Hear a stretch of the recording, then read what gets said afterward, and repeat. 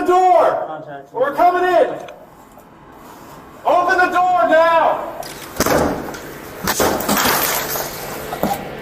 Seattle Police! This is the wrong address.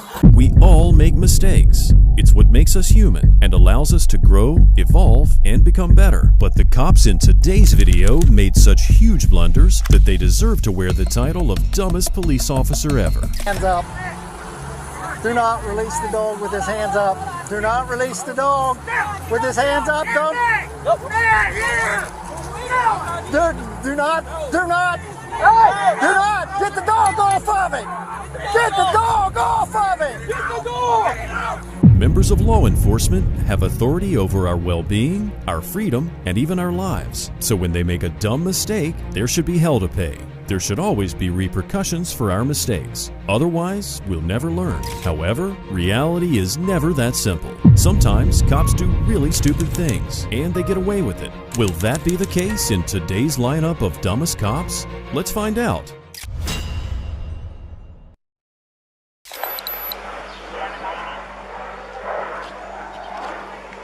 All right, listen. I'm gonna read you your rights real quick. All right? I'm telling you guys got the wrong guy. I can confirm where I was, and I can even confirm my activities. This is Samuel Scott Jr., a black man who had the audacity to call the cops once his car got stolen. And what did the cops do? They figured he was the suspect, so they arrested him. But let's take a step back and start from the beginning. On November 13th, 2018, Samuel Scott Jr. was visiting his aunt. Once he left her house at around 5:40 p.m., he noticed his 2006 Jeep Compass was missing, so he called police to report it being stolen. Several police vehicles converge at the scene, and Scott is immediately detained and handcuffed. Drink behind your back of him? Huh? Put your hands behind your back of him. 432. I'm being arrested. Detained right now. Why am I being detained? I'm going to explain to you in a minute. 4221, right? 11 to 69.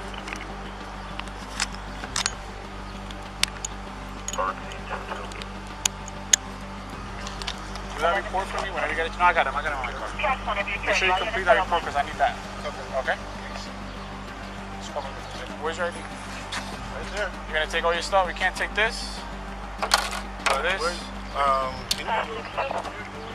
What about my kids? I mean, I literally, I went over there to see my kids and everything. My kids are... Where are your kids? I was with them. Where are they? they? Over there, what's the name? They were over at my cousin's house. So, when? Huh? When? What? I've been over there since, what? I want to say it was 5:30, 6 o'clock. I actually walked back over here. You have two IDs? Yeah. That's not good.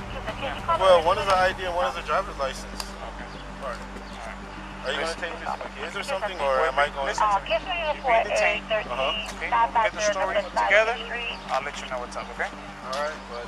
Hats off to Mr. Scott for taking all this so lightly. His kids could have seen their dad through the window, and it could have traumatized them for life. He explains that he left them at his cousin's house and then walked back here. But wait, there has to be something else, right? Because this just doesn't make sense. Here's the backstory. Officer Jonathan Guzman, the one who you watch put Mr. Scott in handcuffs, actually saw his car going 20 miles per hour over the limit. So, he followed it.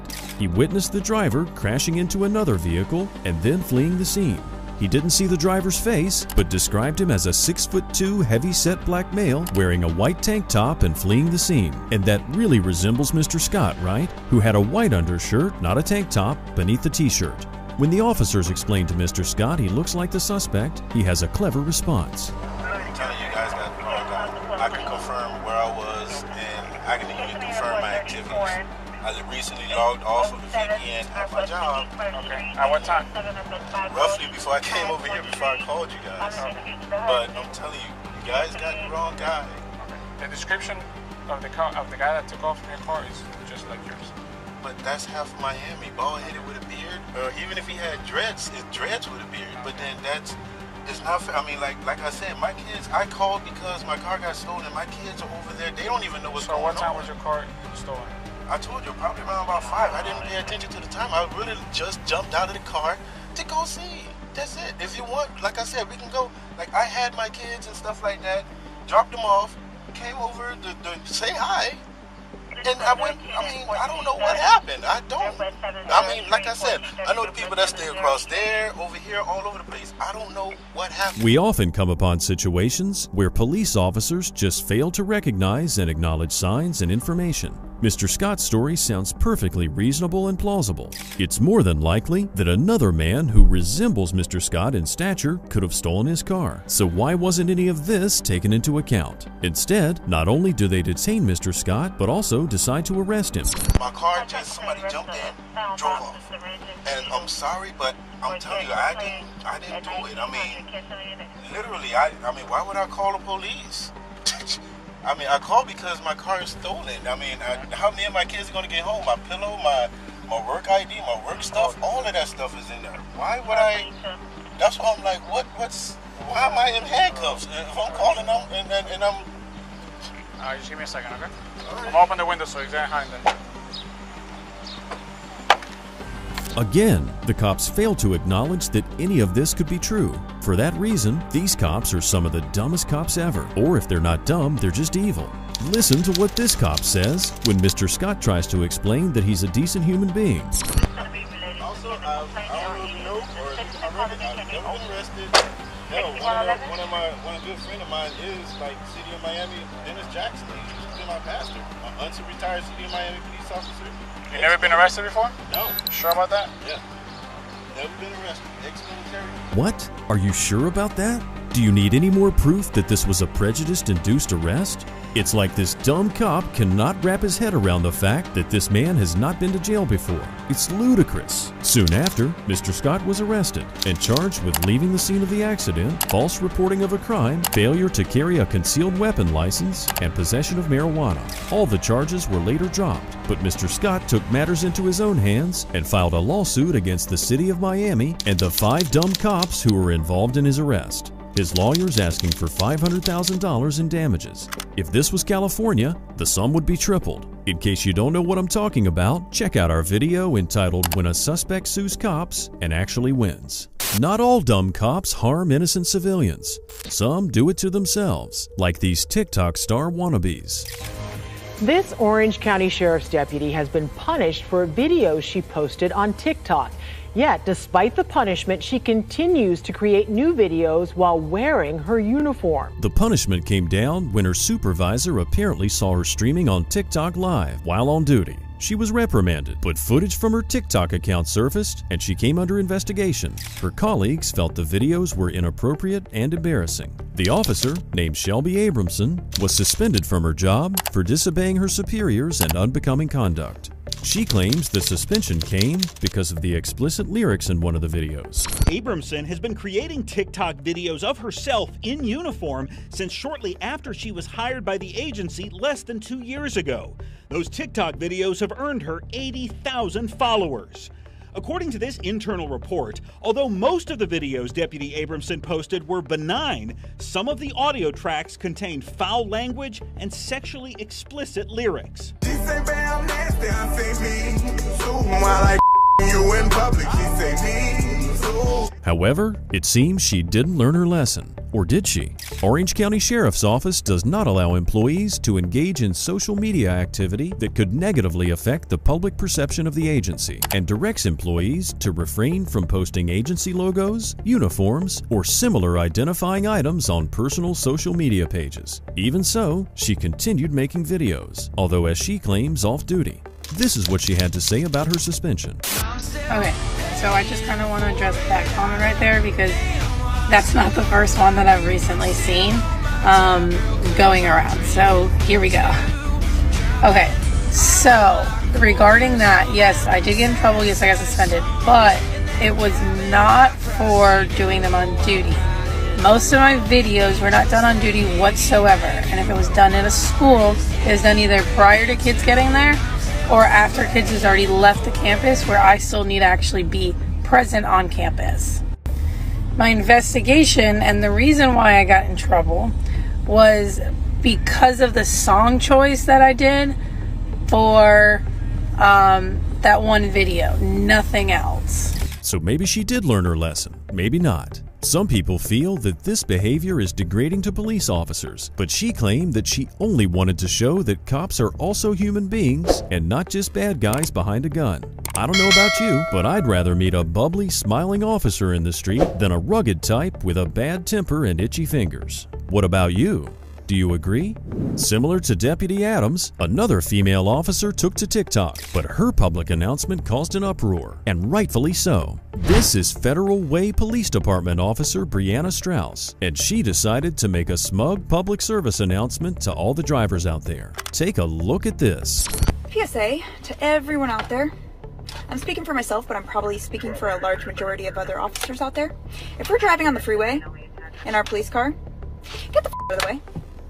Get the f out of the way. If you merge and we follow behind you and we merge too, you're probably in trouble. The best way to find that out is get the f out of the way. I can go 90 miles an hour. You can't. You can't do that. So get the f out of the way. If us officers stay behind you long enough, we can find a reason to pull you over. So you might as well get the f out of the way. Super simple. That's all. You're welcome. Jeez, can she be more cringy? First of all, her entire demeanor is pompous and authoritative. She acts like she's better than everyone else and has more rights than everyone else just because she has a badge and drives a cop car. That's the top reason people don't like cops, and she's blatantly rubbing it in our faces. What was the point of this public service announcement? And to make it even worse, she got suspended for only one shift. On the other hand, Deputy Abramson got suspended for 3 weeks on account of her bubbly dancing. Which one do you think was worse? Speaking of bubbly girls flaunting their beauty and charm, let's hop over to Myrtle Beach in South Carolina, where professional acrobat Samantha Panda was placed in handcuffs after a Karen at the beach reported her bikini. Her friends got involved and started filming and questioning the officers. If you stop acting like this, we'll Sam, just relax. Just relax, all right? Well, no. So, she's being detained. She's being detained right now. Okay. All right. The way she's acting. Okay. And how is that? No. How is she just acting in your eyes? That's all I want to see. I just want to. Tell me she's not going to listen. No, she didn't say that. She asked you. She asked you if she wants, if you can show her the penal code that says, or the law that says. And you said no. You come to your office so we can explain to you too. I can hear you. I'm not comfortable right now. Can I just be here, please? No. You're coming to a car and we're just going to show you the ordinance. I just feel uncomfortable. I'm asking you to come to my car so I can get out the. If you want to see it, you have to come to the car. We're here. Really uncomfortable right now. What is this reasoning? We're not going anywhere. You're not going to what? So, why is it illegal to have a bikini on the beach? I literally wear this to the beach every day. Show you. We're going to show you. Absolutely. The officers escorted the ladies and their friend to the police vehicle and proceed to show the ordinance, yet they fail to acknowledge their own stupidity. The ordinance clearly says, and I quote, "It shall be unlawful for any person to appear in the nude on any public beach, beach access to the public waters, or any public property in the view of the public." I'm not nude. So nobody's nude. There's nobody nude right now. I'm not nude. Okay, you're in a thong. No, okay. Thong Is not nude. All right. An anus, a vagina are nude. All right. Just an anus and a vagina are nudity. A thong is not nudity. Okay. All right. Having your nipples exposed is not against the law, as long as it is not in a sexually explicit manner. No, I'm serious. You put me in handcuffs for being in a thong. As long as it's not in a sexually explicit manner, and there's nothing sexually explicit about this. Look at the other officer, scrolling through the manual, looking for a way out. This is one of the dumbest things I've ever seen. Prior to deciding to place a young woman in handcuffs, did it not occur to them that in the 21st century, wearing a thong is probably not considered nudity? Maybe they should have consulted the manual in depth before taking actions like depriving someone of their freedom. He even asked the guy this. Where did you read where it says anything about sexual? I read you. I just read it. Okay, nude. In the nude. This is not considered nudity. There is clothing covering their private parts. You know what anatomical areas are? I do know what anatomical areas are. Expression of the buttocks. No, it's not.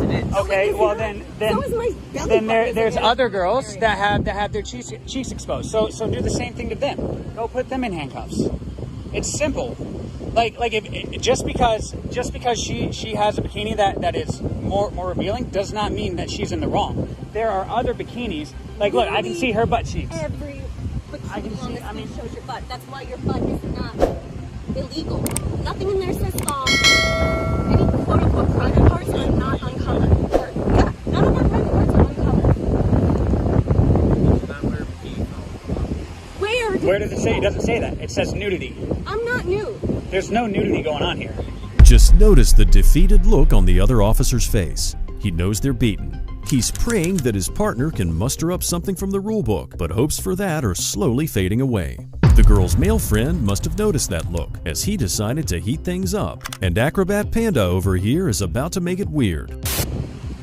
Can we have names and badge numbers, please? Yeah. Well, this is Zach Raffi. I know his wife, actually. It's Guy's ex-fiance. Okay. Yeah. All right.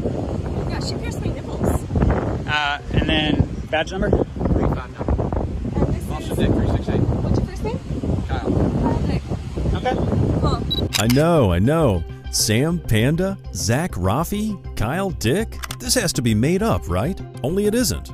It's all too real, but weird names aside, the cause for all this is Myrtle Beach's controversial code, which, believe it or not, currently does state that thong bathing suits are not allowed on the beach or in public. Perhaps it's a newer code that attempts to be more precise, or it's just that these two cops are too dumb to find the clause in their code. However, code or not, arresting someone because they're wearing a thong is ridiculous, and it could have been conducted in a peaceful manner. But Officer Dick is about to escalate things even further, and Officer Raffi has a problem with nipples on Panda's friend.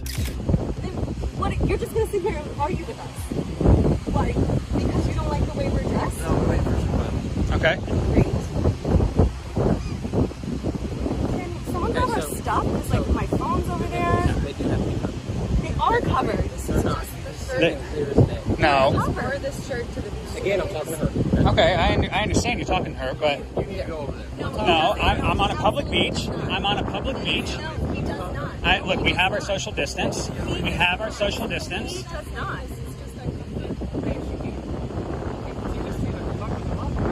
Alright, can you let us go? Can we just go home? I would stop tweeting. I would I'm pissed off because you put me in handcuffs. Also, why are you guys not recording right now?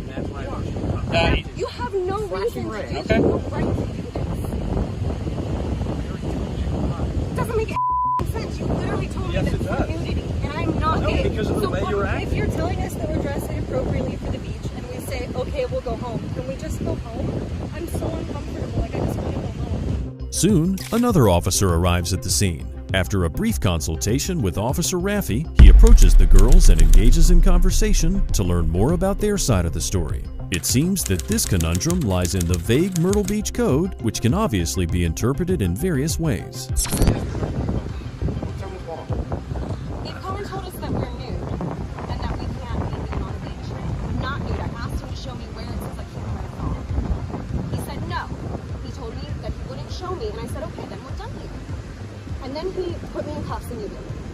And then after that, they brought me over here, showed me their book, which doesn't say anything about being in a thong. It just says you can't be nude. Jimmy Jam? Jimmy Jam, yeah.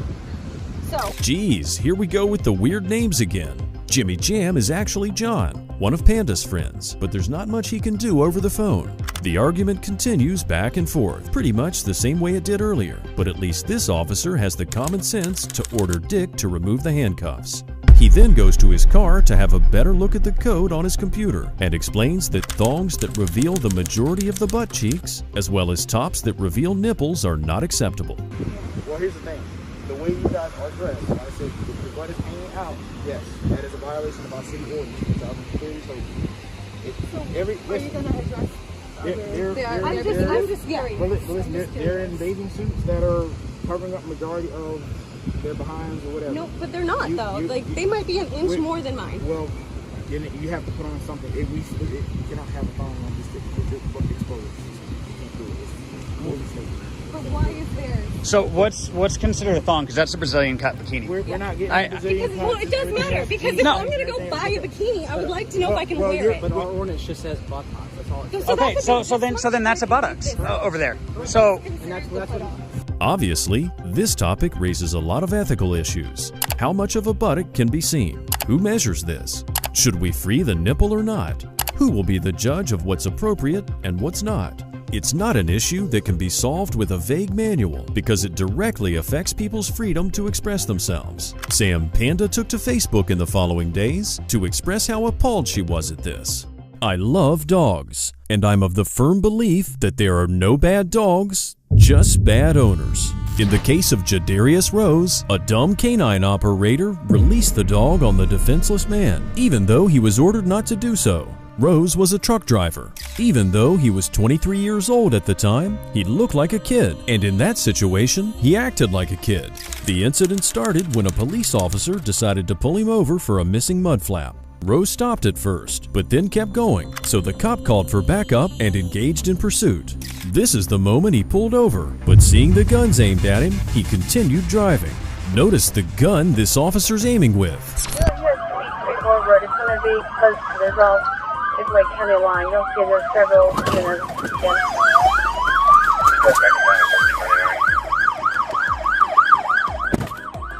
Saving up, bro. Good try, guys.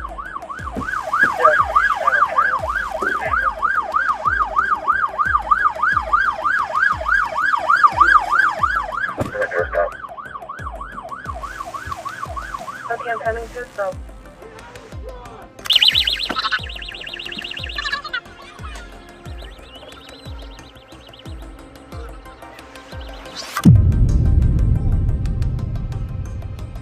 Pull back out.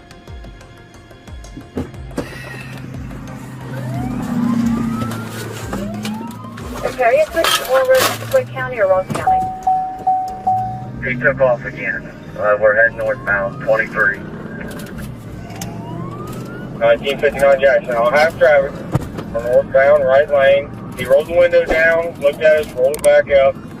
Northbound 48 miles an hour, passing Moore Road in Ross County. Now, it wasn't a high-speed pursuit by any stretch of the imagination. Thing is, this kid had done nothing wrong. It's just that when he pulled over and saw all the guns pointed at him, he got scared. He then actually called his mother and asked her what to do. She told him if he'd done nothing wrong, he should stop. But then he rolled down the windows and saw the guns again and did not feel safe at all. So instead of getting out, he continued driving and called 911, hoping they could help him. In case you think that's crazy, listen to this.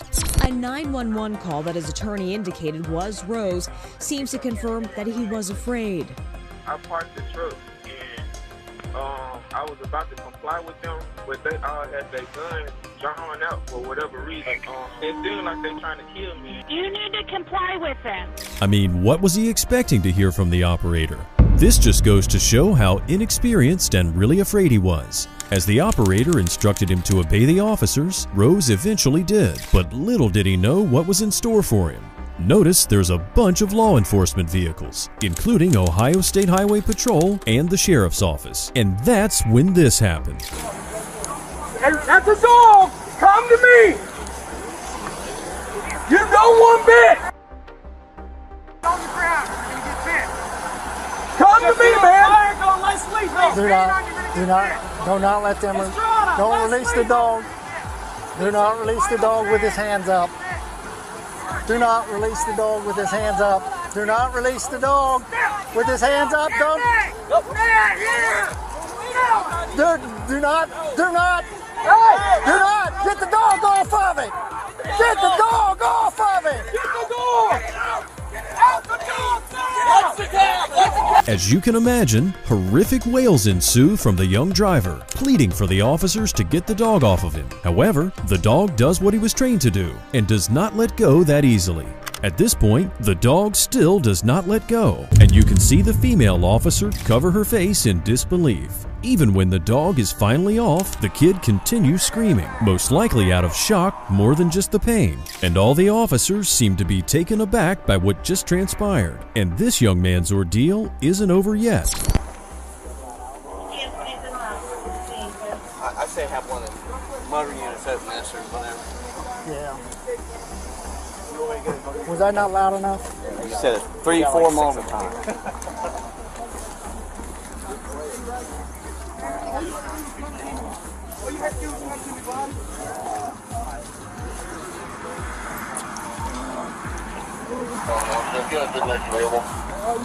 And then we have the front steer tire on the rims, 32 right lane. They have one en route. County is already dispatched. Bro, don't touch my left arm, bro. You just let the dog bite me. Why would you touch my left arm?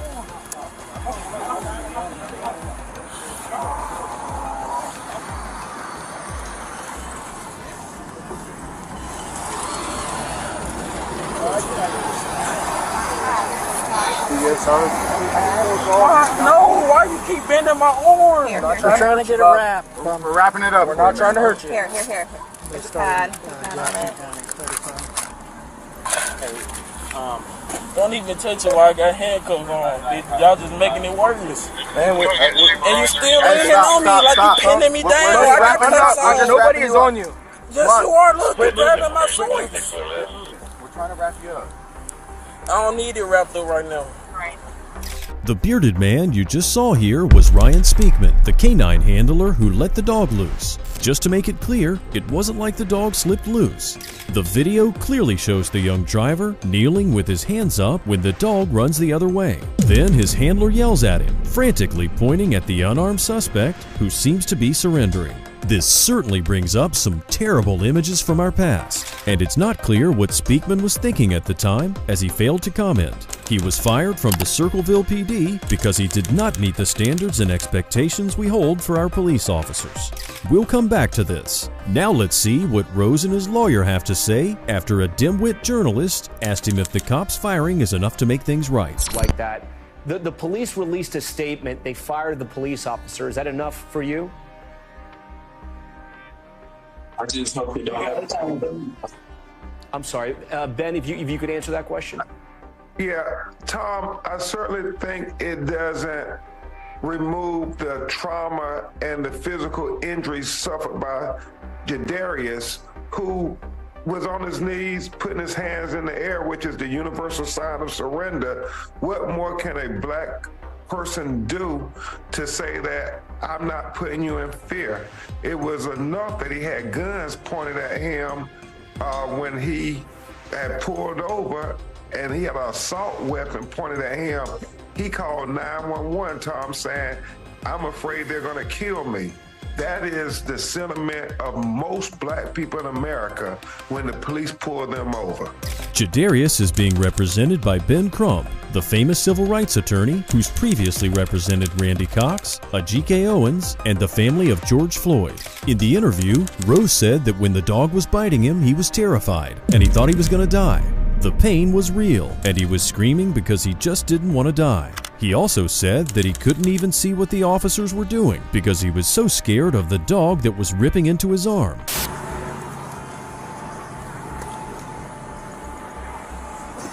You want to stand up on your feet or you want to sit on your butt? EMS is I don't know what you're going to let me do. I'm going to let you either sit or stand. As long as you ain't gonna do nothing stupid. I'm gonna do something stupid. Just have him set up, Tyler. And you still let him set up. It's too late for that. And you still squeezing me. I know. You still let it go. Don't put pressure on me. You have to have pressure. Don't know. Let it be. Just go ahead, buddy. Why are you still touching me? What's that? Why are you still touching me? Because you are under arrest. Yeah, I have handcuffs on. I understand.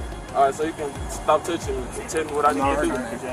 But I don't need your hand on me. The dog already did enough. Probably wouldn't be bad to put one off. It's understandable that after such a shock, Rose just wants some room to breathe. As for Officer Ryan Speakman, the Ohio Patrolmen's Benevolent Association has filed a grievance on behalf of him. As it turns out, the police department conducted an investigation into the incident, and a use of force review board determined that the agency's policy for the use of canines was followed in the apprehension and arrest. Really? I'd like to see the policy that says officers are supposed to unleash dogs on defenseless, unarmed suspects. What do you think? Should Speakman's termination be rescinded? Should he be paid and reimbursed for all lost wages, seniority, and benefits lost resulting from his firing, and his employee record expunged of his termination history? Let me know what you think of that in the comments below. I bet that last clip got your blood rushing. So, since we're all amped up and ready for action, let's follow a couple of officers as they bravely break down the door to an apartment where an intoxicated man was causing a scene and apparently having a mental breakdown while throwing things out of the window. Seattle Police Department! Open the door! We're coming in! Open the door now! Open the door! We're kicking the door!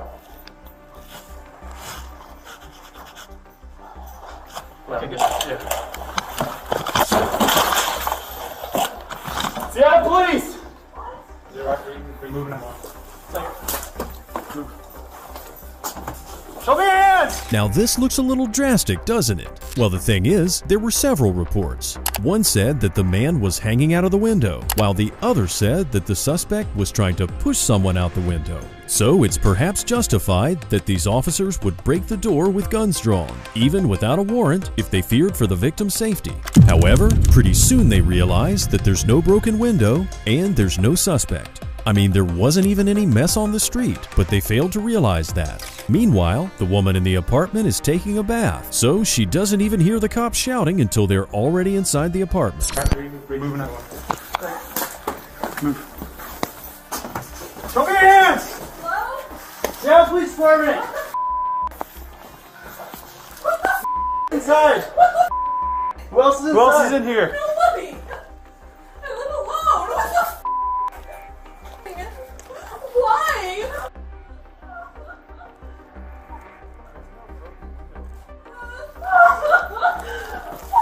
There's no broken window.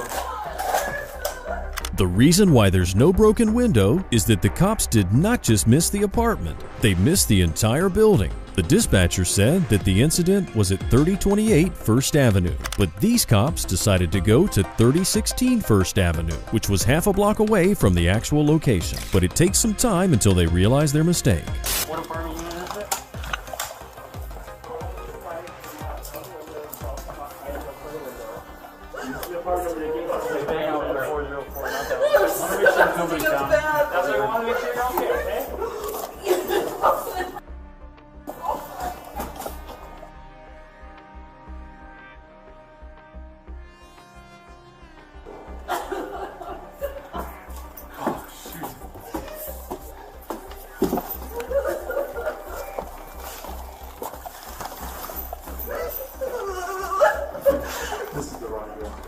Better late than never.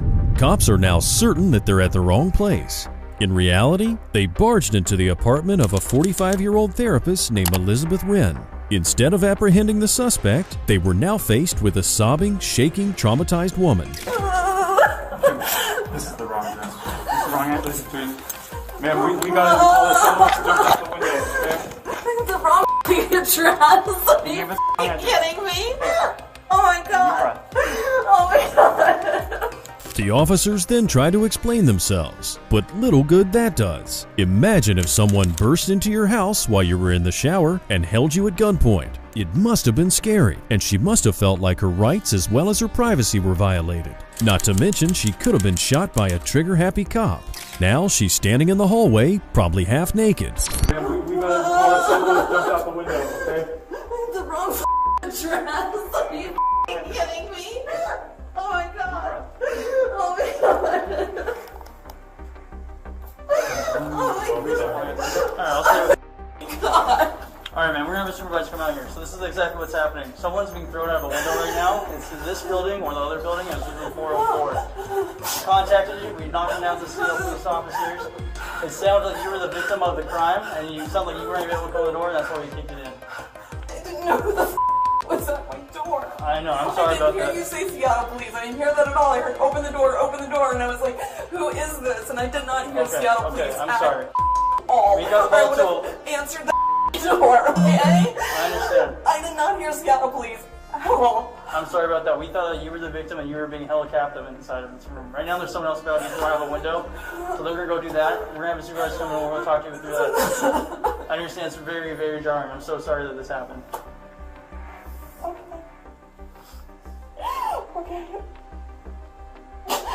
Okay.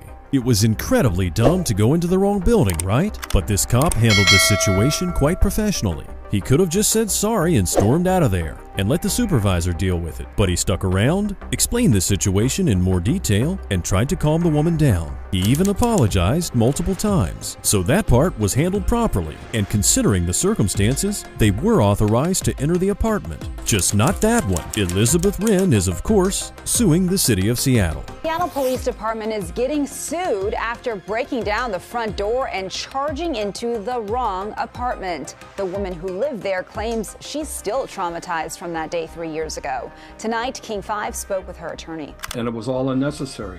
Seattle Police! Wren was getting ready to take a bath when police suddenly entered her apartment. She realized how close she came to losing her own life for no reason. She had a teapot in her hand, a metal teapot. Well, what if she had grabbed a kitchen knife? What if she had grabbed anything else that the police would have construed as a weapon? Let us know what you think in the comments below. Thanks for being here. Check out more of our police body cam videos here on the channel. Please like, subscribe, and hit the bell icon to get notified of our newest videos.